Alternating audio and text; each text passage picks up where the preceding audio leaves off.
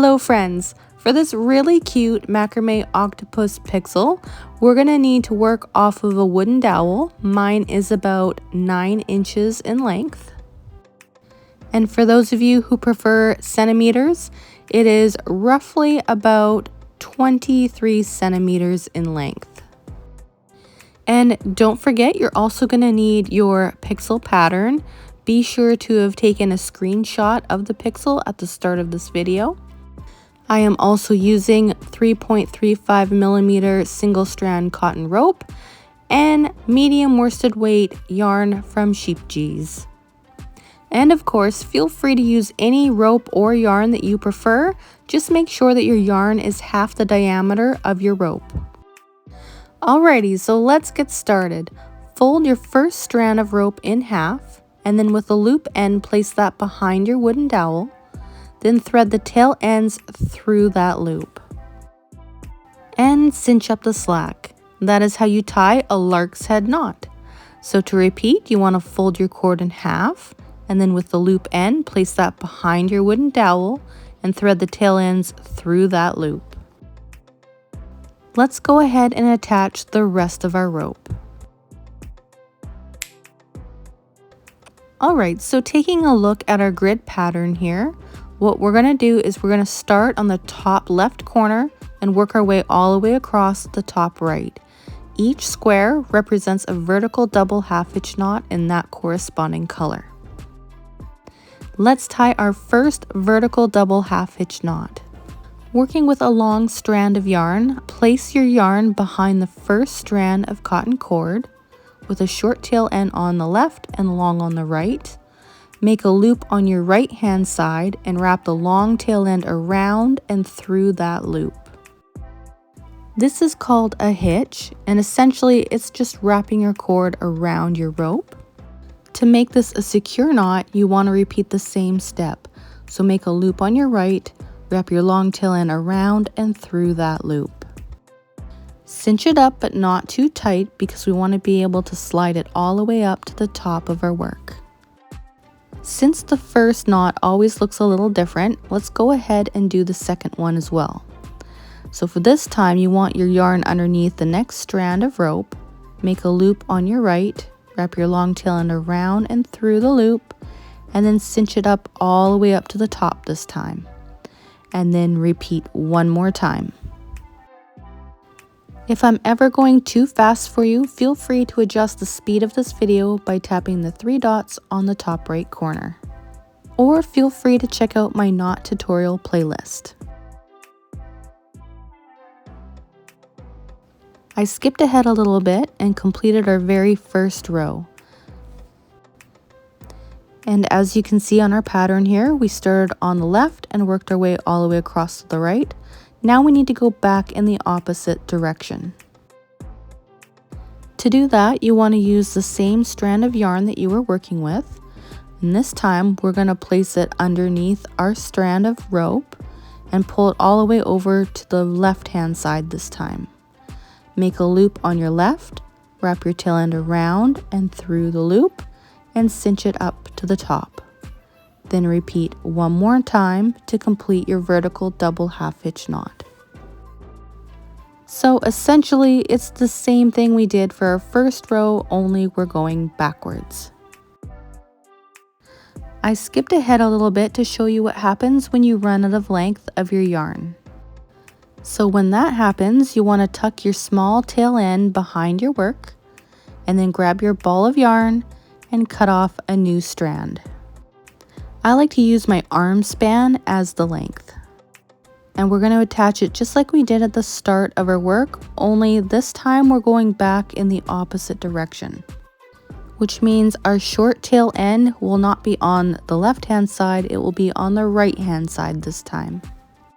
So just as usual, you want to make a loop on your left, wrap your tail end around and through the loop, and cinch up the slack.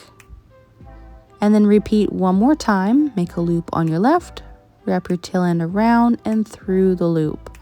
Don't cinch it too tight because you want to be able to slide it up to the top. So anytime you ever run out of length, this is how we're always going to attach a new piece. Just be mindful of which direction your knots are going. I'm going to jump ahead again and show you what happens when we need to switch colors.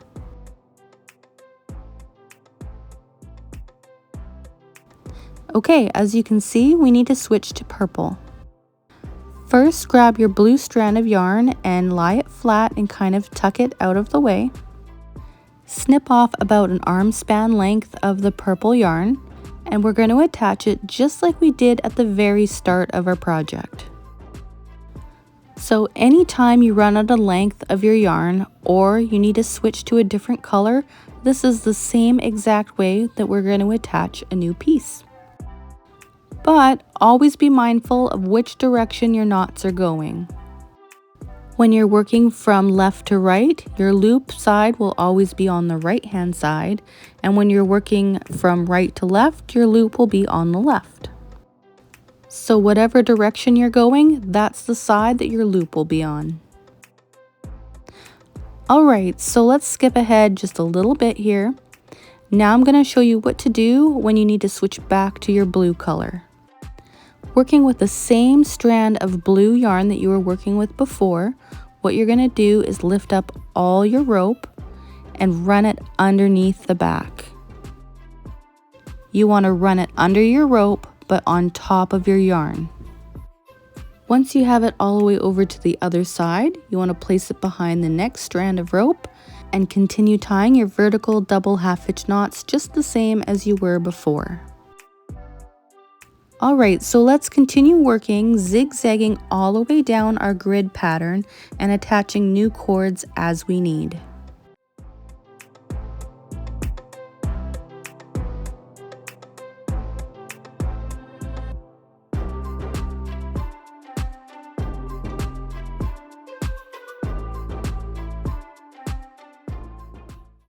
Now, I wasn't quite happy with it when I finished it. So let's clean up the mess on the back and then I'll show you what I did to fix my mistake. So let's flip it over and check out the mess on the back. Now what I do to make the ends neat is I grab any two pieces that are close together and I tie a double overhand knot, and then I snip off the excess strands of yarn. Sometimes I finish it more professionally by adding a backing and a signature. But because this is such a small wall hanging, I'm just going to leave it as is and not add a backing this time. Alright, so this is what it should look like when it's all cleaned up. The reason why I'm unhappy with the way it turned out is because the colors are not contrasting enough. So to rectify this problem, I'm going to take this tiny little ball of yarn and I'm going to use it to outline my work. I've never done this before, so I'm not quite confident in how it's going to turn out, but I'm going to give it a go anyways. To outline it, I'm just going to use a little bit of hot glue and I'm going to run it along the edge of all the tentacles and then line up with my yarn. As I got a little bit further and stepped back to look at it, I thought it was actually turning out pretty neat. This reminds me of that quote by Bob Ross, "We don't make mistakes, just happy little accidents." And you know what? I actually really like how this turned out and I might use this technique moving forward. What do you think? If you enjoyed this macrame pixel tutorial, please do me a favor and give it a thumbs up, and I'll see you in the next one.